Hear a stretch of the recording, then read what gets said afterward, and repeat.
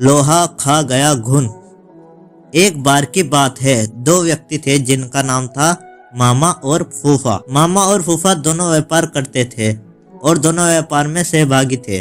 मामा ने फूफा से कहा, फूफा क्यों ना हम कोई ऐसी वस्तु खरीद लें जो जल्दी खराब ना हो और उसकी कीमत भी बढ़ती रहे, फिर हम उसे कुछ वर्षों बाद बेचें जिससे कुछ मूल्यधन से ज्यादा दाम मिले। फूफा ने कहा, ठीक है मामा, तुम्हारी बात तो सही है, पर हम खरीदे क्या?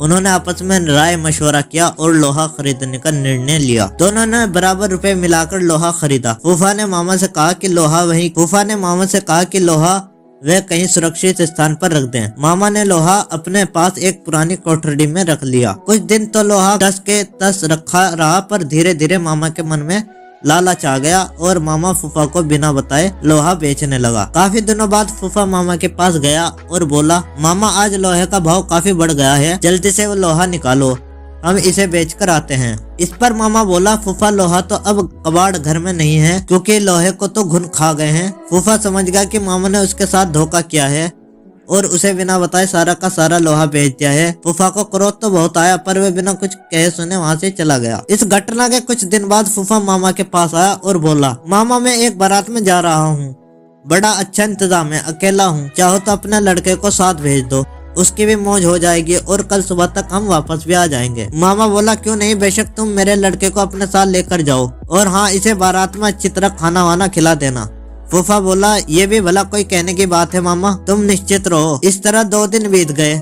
मामा का लड़का अभी तक घर वापस नहीं आया। मामा को बहुत चिंता हो गई कि अभी तक के उसका लड़का घर वापस क्यों नहीं आया है। वह अपने लड़के के बारे में जानने के लिए फूफा के पास गया और बोला, फूफा मेरा लड़का कहाँ है, वह अभी तक घर वापस क्यों नहीं आया है? फूफा ने कहा, क्या बताऊं मामा, रास्ते में एक चील तुम्हारे लड़के को उठाकर ले गई। मामा बोला, ये कैसे हो सकता है, भला कोई चील 12 साल के लड़के को उठाकर ले जा सकती है? सीधी तरह मेरा लड़का मुझे वापस करो, नहीं तो मैं राजा भीम के पास जाऊंगा। फूफा बोला, ठीक है मामा, चलो राजा जी के पास चलें, अब वही न्याय करेंगे। मामला वहाँ के राजा भीम के सामने पेश हुआ। राजा ने भीम से सारी बात सुनी और आश्चर्यचकित होते हुए फूफा से कहा, देखो फूफा, तुम झूठ बोल रहे हो, भला कोई चील 12 वर्ष के लड़के को उठाकर अपने पंजों से आसमान में ले जा सकती है? इस पर फूफा ने उत्तर दिया, कथा कहूँ कथावली, सुनो राजा भीम, लोहा को घुन खाए तो लड़का ले गया चील। इस पर राजा भीम समझ गए और उन्होंने मामा को आज्ञा दी कि वे फूफा का लोहा वापस कर दे और फूफा को कहा कि वे लड़के को मामा के पास पहुंचा दे।